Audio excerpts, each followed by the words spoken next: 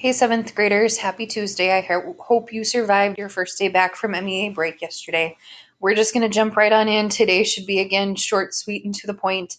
And we're just going to get rolling on our Articles of Confederation notes today. You should have your notes already in hand. Mrs. Hackle would have handed out something that looks like this. And then on the other side, there should be parts of the Constitution with it. So why don't we go ahead and update our table of contents. Today we're going to go over the weaknesses of the Articles of Confederation. Tomorrow we'll go over parts of the Constitution and the Bill of Rights. And this more or less kind of wraps up our notes for the unit.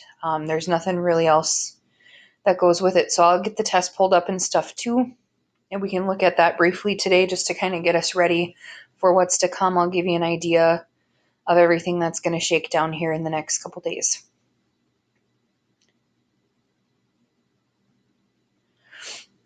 Once you finish up here on your table of contents, and then we're just going to dive right on in.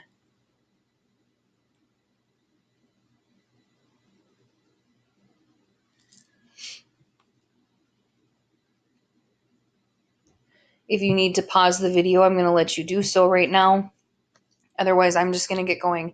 So again, today we're looking at the Articles of Confederation. With yesterday's reading, I'm hoping that you at least had time to get through this first chunk that kind of introduces this concept here for you. So basically what happens is we win the American Revolution. Now what?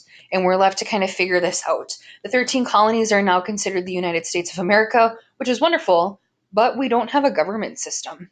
So as such, the goal of the Continental Congress is to create something of a national government for us. The CC appointed a committee of 13.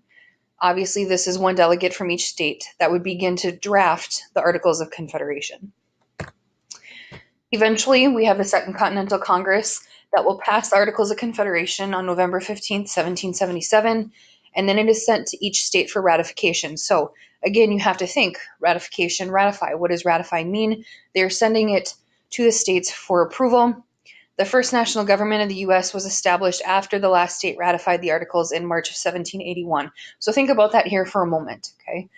It was done, was drafted, everything sent off in 1777. It took 4 years to convince all 13 governments, all national governments, to adopt this. I mean, 4 years ago, you were, third grade, right? So you're still back at the hotel, which is kind of crazy when you think about it in that scope, because 4 years really is a long time. So now we got to hold up, okay? Because we have this word, Confederation, Articles of Confederation. So what is this? A confederation is a group of states that are united under one weak government system. So the Articles of Confederation are the articles that are guiding, right, our weak government or our states. So I want to briefly look at the Articles of Confederation here with you. Here we go.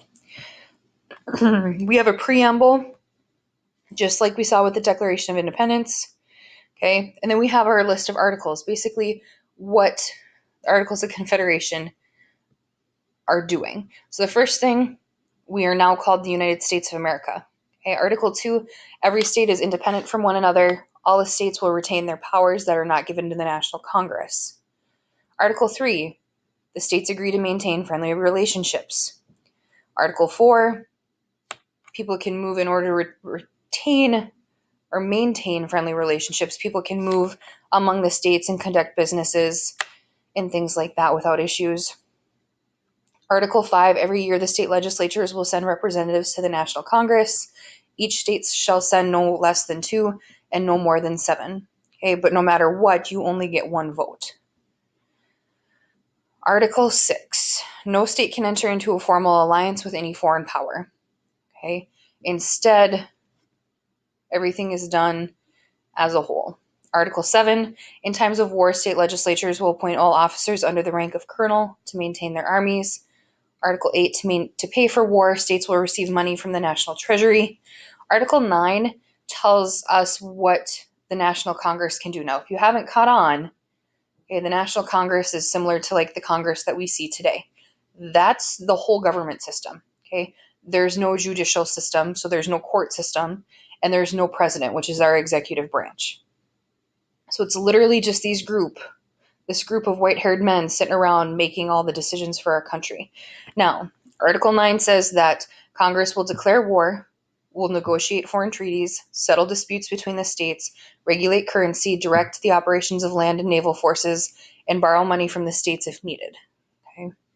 Congress cannot carry out a resolution unless 9 of the 13 states agree, and there is a president who will organize debate for a one-year term. So you're not a president of the United States, you're just organizing basically what Congress will talk about.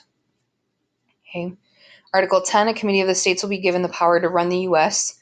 when Congress is in recess. So when Congress is not in session, okay, we have a handful of states that will be in charge. Article 11, gotta love this one. Canada will be allowed admission into the U.S. Anybody else who requests admission needs 9 votes to be allowed into the United States, but we're willing to take on any part of Canada. Again, Canada had a lot of money because of the fur trade, so we wanted them to be part of our country.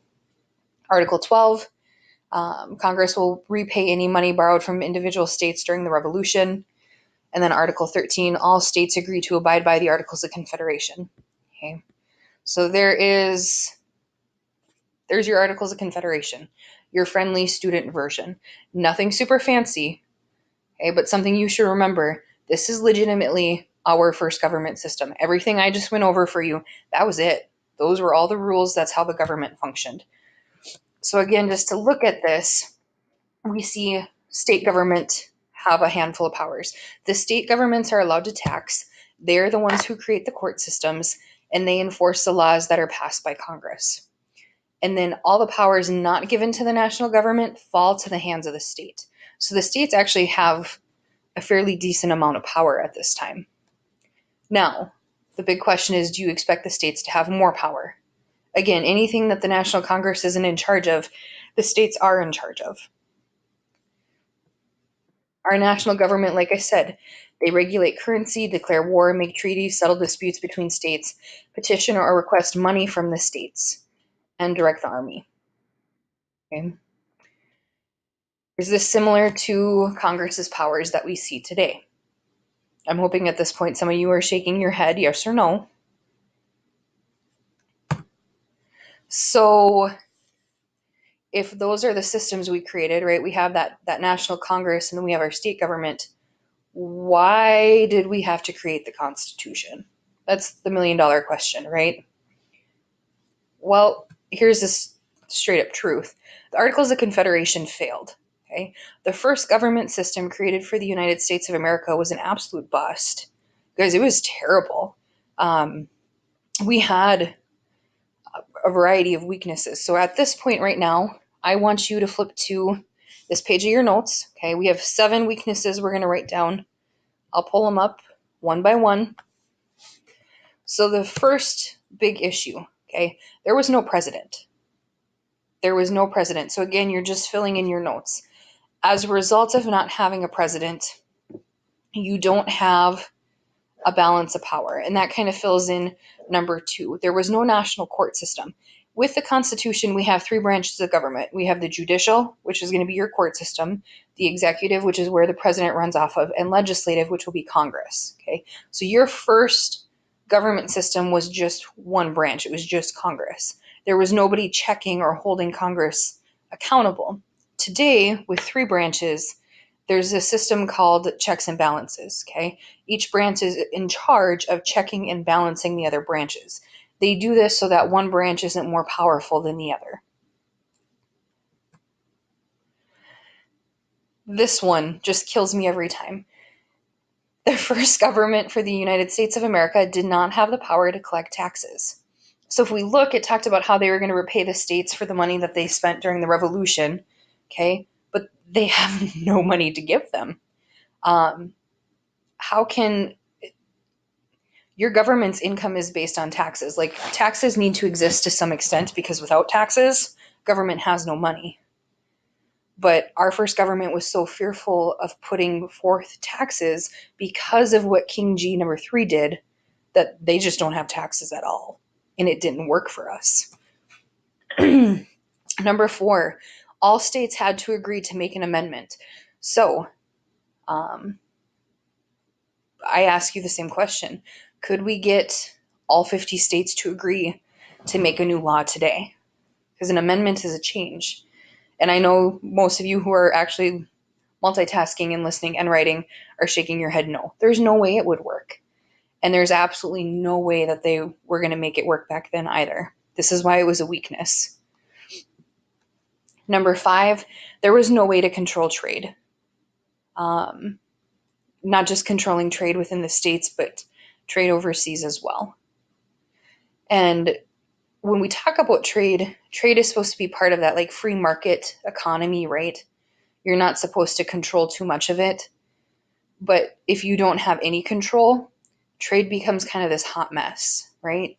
Like our trade system in the United States right now, I would argue, is probably a little broken, right? Because we kind of have a trade war going on with China and things to that nature.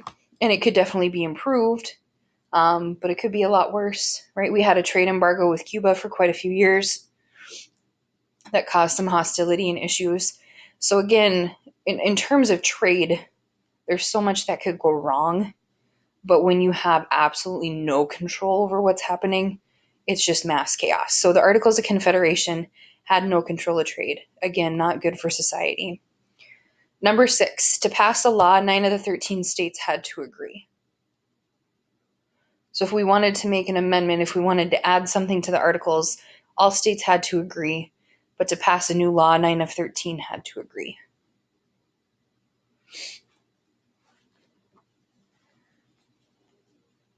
If you're wondering, let me do some quick math here on my cell phone.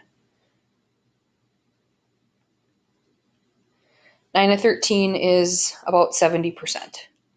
So a little bit more than majority, which usually we see anywhere from 50 to 66% in Congress today. So that was just a little higher than what we usually would see now. And your last note, there was no way to force anyone to follow the laws. Part of the job of the executive branch, okay, part of the job of the president actually is to enforce the laws. And with Articles of Confederation, nobody was being forced to do anything. They were set forth, and most of the time the states didn't listen at all. Again, it took 4 years to get the Articles of Confederation totally ratified by all 13 states. So in that meantime, even those who were in agreement to ratify just kind of did whatever they wanted, and they continued to do whatever they wanted until they realized that the government system was actually quite broken. So again, these are our 7 weaknesses of the Articles of Confederation. Now, when we look forward to our test, and I should apologize if you needed to finish those notes, just go back and pause the screen. We're going to go over parts of the Constitution tomorrow, okay? We will go over the 10 amendments in the Bill of Rights. You'll number them. And then here's where this plays in. For your test, you have to list 3 weaknesses of the Articles of Confederation. Okay, so from today's notes, this is what you're doing on your test next Tuesday. So again, your test is a week from today. You already have your vocabulary words. Again, if you haven't, I really encourage that you make some flashcards. So vocab and the 3 weaknesses. That's half your test. Those are 2 of your learning targets. Okay, so this is literally 20 of the 40 points is just right here on this page. Okay. So that's where these guys come into play. Now, in my opinion, the 3 easiest ones are the first 3. Okay. The 3 weaknesses, there's no president, no national court, and no power to collect taxes. And no way to control trade. For me, 1, 2, 3, and 5 are the easiest ones to remember. So if you want to circle those or put stars next to them, that's what I would do, because you don't need to remember all 7. Again, you need to pick 3 for your test. And I would 1, 2, 3, and 5 for me are the easiest to remember. Let's look ahead to the reading from yesterday. I just want to kind of talk about a couple things here. So if we look back from your chapter from yesterday, we have our Articles of Confederation you should have started reading on. We get a little bit here on this Northwest Territory. We see the diplomatic and economic problems. So again, if you've read this, you understand this concept of tariffs and inflation. And one of our biggest issues that we have in 7th grade is that we don't understand what happens when we print money. And this kind of goes back to that idea of supply and demand, you guys. If you have too much of something, what happens to the value? And we know that too much of something causes the value to go down. And that happens when we print money. If we print too much money, it actually decreases the value of it. So we have all these issues with the states because the Articles of Confederation did not work for the federal government. So the states are trying to configure everything. And as a result, everybody's trying all these different things and it's just not working for the country. I'm hoping that you read about Shays Rebellion. If you have not read about this yet from yesterday, the rest of the hour you are finishing this assignment.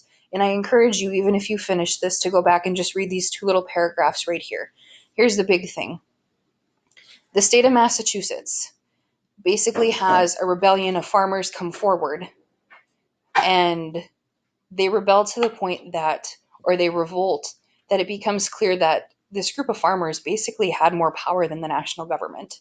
And when we see Shays Rebellion go down, we realize that, you know what, now is really the time to create something different because the AFC is just not working anymore.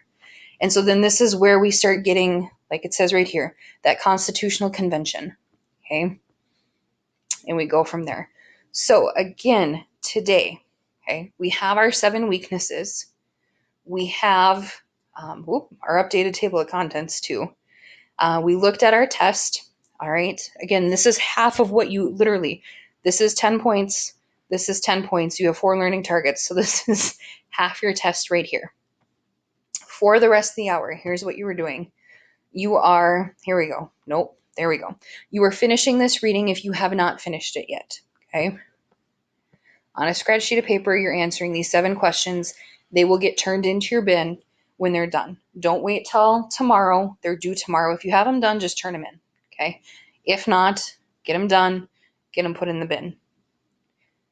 When you're done with this, I really encourage you, if you have not, to make flashcards. Okay. Please make flashcards for your vocab words. To kind of give you an idea of what's happening here the next couple days, I'll show you what Mrs. Hackle has. So today we are going over the Articles of Confederation, work time for assignment, make flashcards for vocab words. Okay. If there is time, which this is all contingent on the individual hour, you can watch CNN 10 at the end of class if Mrs. Hackle allows you to. If not, if there's not time to do this as a group, you are working on other homework or reading AR. Tomorrow, one last lecture. Everything else we need for the unit is covered. Thursday, we have a little bit of an activity for you. I think that you're really going to like it. It's a certain website to check out. Friday, we're going to backtrack and you will watch the episode Revolution from America, the Story of Us. Monday, we're going to review, and then you have a test on Tuesday. Okay. So again, we're moving fast. We're just kind of hauling it to get all this stuff done. So again, you can see tomorrow we're covering the Constitution. I haven't even edited this from last year, so now I get to spend some time doing that. But I will check back in with you guys here in about 24 hours. Get your papers turned in. I'm still getting emails, okay? Anything that's missing, get it turned in. Slowly but surely, I'm getting stuff updated. Some of you will see things for like National Treasure popping into the grade book bit by bit. And again, my goal is to hopefully have things updated by Friday. That's kind of my tentative goal. So if you have concerns about anything, please email me. If not, I will chat with you again tomorrow. All right, you know what you got to do. Reading, flashcards, homework, and AR. Have a good day. Bye, guys.